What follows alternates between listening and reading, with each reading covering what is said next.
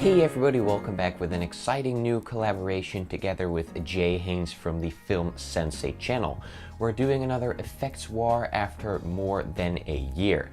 If you don't know what an effects war is, basically we both create an effect in HitFilm Pro and then we challenge the other person to recreate that effect. So I challenged Jay to recreate this fire portal effect. If you want to know how he recreated it, you can use the playlist in the description, which will show you all of the videos in our collaboration. Now Jay challenged me to recreate this spaceship takeoff effect from the Orville series. So let's do it. Jay actually sent me a project file which included the 3D model for the USS Orville, which he got off Sketchfab. It was created by the user Lewis2E. Now the model actually consists of 3 separate models. You have the engines, the lights, and the spaceship itself.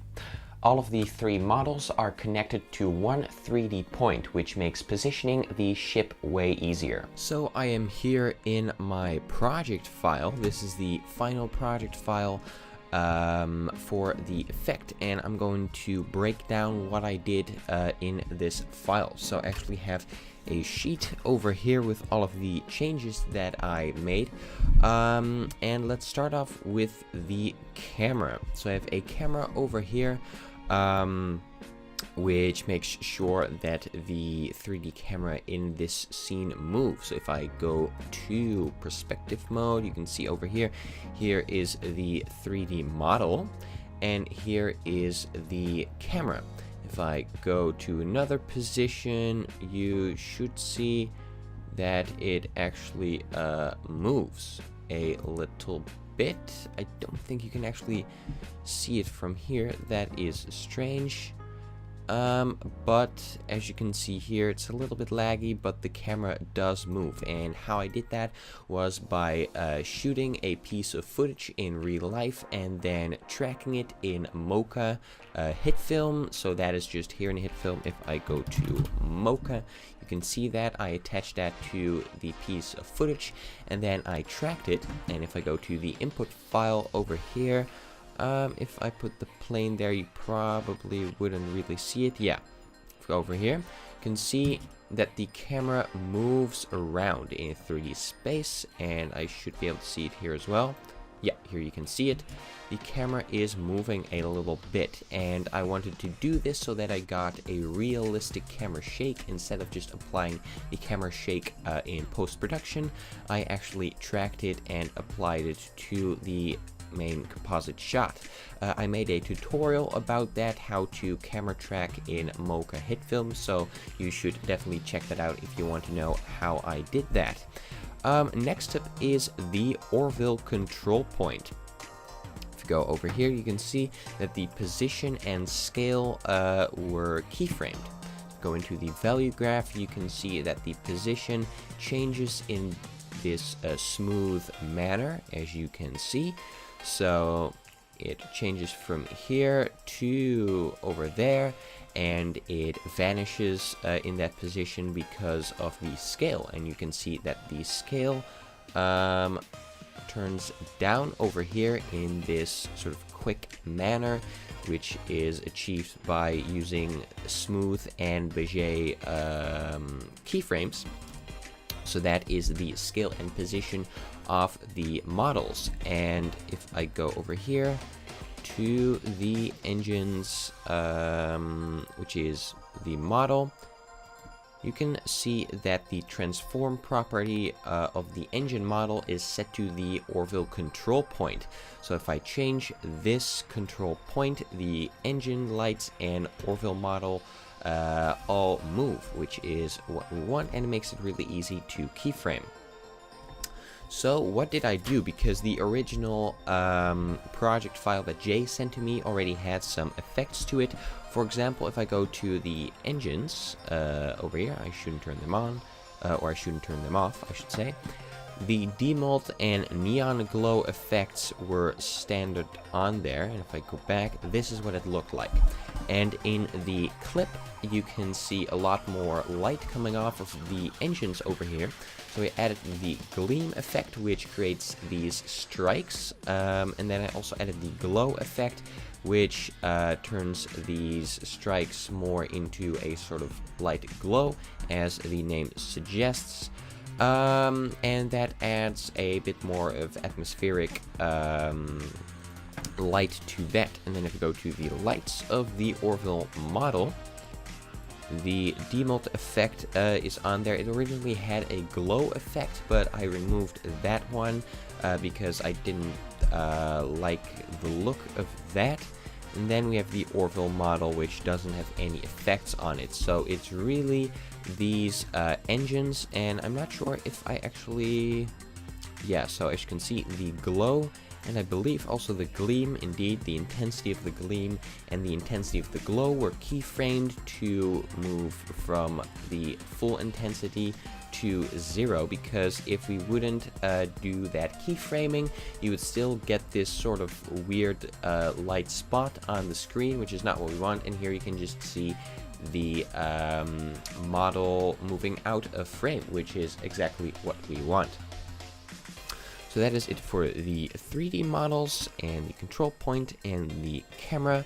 Then we also have some lights which were originally set brighter, but I turned them down a bit because here we have this intensity.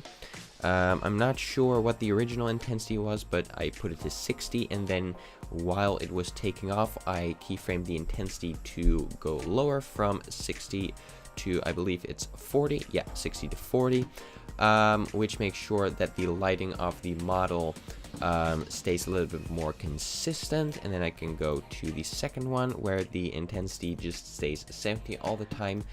As you can see here, I changed the color of the light a bit to a very, very light blue. If I turn that light off, you can see that over here there is a light blue glow, which is what I wanted. I thought that looked nice, so I added it to there. And then here I have the stars. Now the stars, here is a PNG file, but I generated that also in HitFilm by adding noise to a plane, then using the threshold effect on there to take out single stars instead of having this entire plane. You can see that there are a few stars, and then I added a fractal noise layer on top to make sure that certain stars were lighter than others. So I just had a fractal noise plane that was black and white, and then I set that to a blend mode that made sure that the stars look really nice.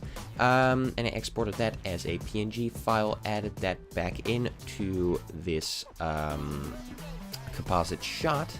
And if I go to the transform panel, the transform properties, that's what I should say, I set the position on the z-axis to -10,000, and I set the scale to 1,000, which makes sure that if I go over here to the perspective, you can see that this plane is very far back in space, but also made very big, and that makes sure that it doesn't move the same amount as the Orville model over here, because otherwise it would move the same amount, and that is not the effect that we want.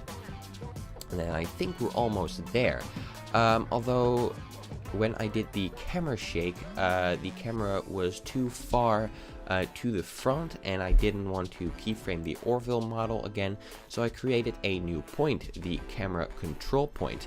And what I did here is I parented the camera to the Orville control point, as you can see here, and I set this one back, or actually to the front, because some of the dimensions were swapped around. So 500 to the front, and then -50, so that's to the left, and then -20 a little bit to the bottom. And if you change this, you can see that that changes the properties of the camera. And then at the end I have a black plane which fades in, which makes sure that the end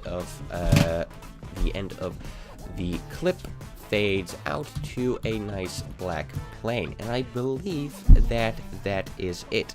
So I added camera motion, I added a control point for that camera to move it a little bit back in space. Then I keyframed the control point so that the Orville model flew off into space. To the engine model, I added gleam and glow. At the lights model, I deleted the glow effect because I didn't really find it fitting. And then I changed the intensity and position of these two lights. And for the stars, I created that using the noise threshold fractal noise effects and then freezing the frame and inserting it into this project file. And then I added a fade plane to the end. And I believe that that is it for the Orville model. And that is how I recreated the Orville Takeoff Effect. I personally think that it turned out great. If you want to see how Jay recreated my fire portal effect, use the link in the description to go to the playlist, and there you can check out all of the videos. Don't forget to go to the Film Sensei channel and subscribe there. Don't forget to then come back, subscribe to this channel as well, because next week I will show you how I created the fire portal effect. So, don't forget to like and subscribe if you haven't already, leave a comment if you want to, and I will see you next week where I'll show you how I created the fire portal effect. Bye!